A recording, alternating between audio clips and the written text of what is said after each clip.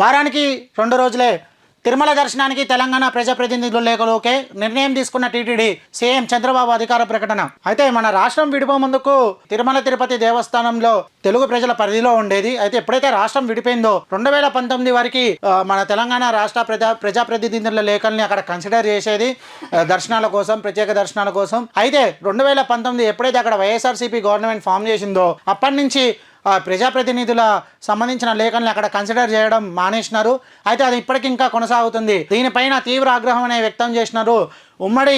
ఉమ్మడి రాష్ట్రంలో ఒక అన్నతమ్ముళ్ళగా బతికినాం మనం, 2 తెలుగు స్పీకింగ్ స్టేట్సే, ఇలా అన్నతమ్ముళ్ళగా బతికిన మనల్ని ఇట్లా వేరు చేయకూడదు అని ప్రజాప్రతినిధులు చాలా రోజుల నుంచి ఆవేదన అనేది వ్యక్తం చేస్తున్నారు. రీసెంట్గా మన తెలంగాణ నుంచి కొంతమంది రాజకీయ నాయకులు వెళ్ళి కూడా అదే విషయాన్ని వాళ్ళు చెప్పడం జరిగింది. అయితే మొన్న దీనికి సంబంధించి కొండ సురేఖ గారు ఎవరైతే ఎండోన్మెంట్ మినిస్టర్లకు ఉన్నారో తెలంగాణకి, వాళ్ళు కూడా ఆవేదన అనేది వ్యక్తం చేసినారు తిరుమలకు సంబంధించి. దానికి సంబంధించి ఒక నిర్ణయం అనేది తీసుకున్నదంట ఏపీ గవర్నమెంట్. ఇప్పటి నుంచి తెలంగాణ ప్రజాప్రతినిధుల నుంచి వచ్చిన లేఖల్ని వారానికి 2 సార్లు కన్సిడర్ చేస్తారంట, వారానికి 2 రోజులు కన్సిడర్ చేస్తారని వాళ్ళు చెప్పడం అనేది జరిగింది. మరి అది సోమవారం నుంచి గురువారం లోపు ఏదైనా 2 వారాలు కన్సిడర్ చేసే అవకాశం ఉందని కూడా చెప్పింది.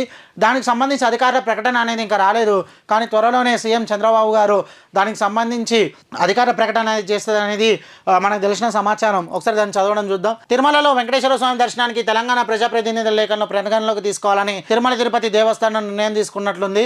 సోమవారం నుంచి గురువారం వరకు వారానికి 2 రోజుల పాటు ఈ లేఖల్ని పరిగణలోకి తీసుకుంటారు.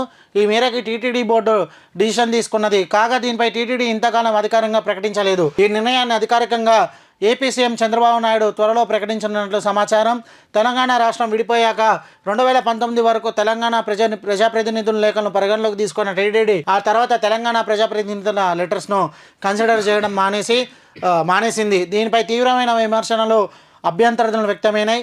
దశాబ్ద కాలం క్రితం వరకు ఉమ్మడిగా ఉన్న తెలంగాణ ప్రాంతానికి చెందిన ప్రజాప్రతినిధుల లేఖలను పరిగణలోకి తీసుకోవడానికి ఇక్కడ ప్రజాప్రతినిధులు ఆగ్రహం వ్యక్తం చేసినారు. లేఖలను ఆమోదించాలంటూ ఏపీ సీఎం చంద్రబాబును టీటీడీ తెలంగాణ ప్రజాప్రతినిధులను కోరినారు. ఈ నేపథ్యంలో ఏపీ సర్కార్ టీటీడీ బోర్డు సానుకూల నిర్ణయం తీసుకున్నదనంట.